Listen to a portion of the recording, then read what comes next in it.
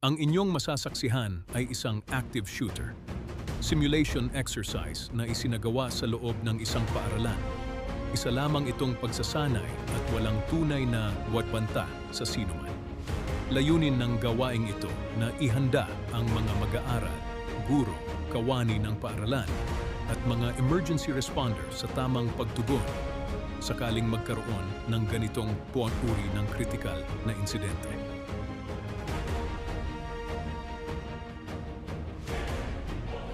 Sir, bago session po ba ito?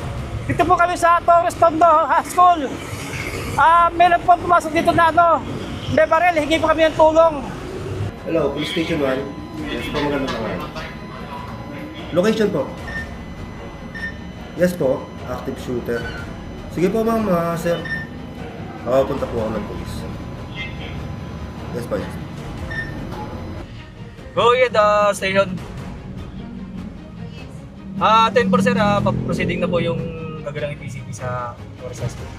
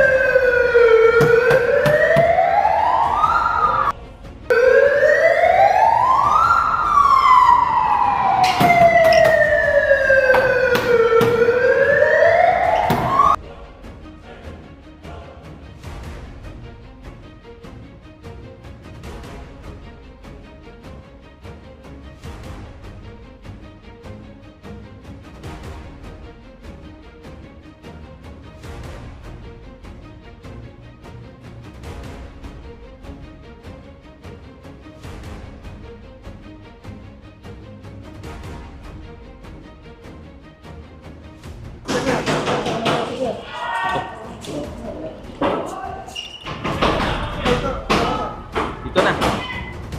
Daba! Daba! Daba! Daba!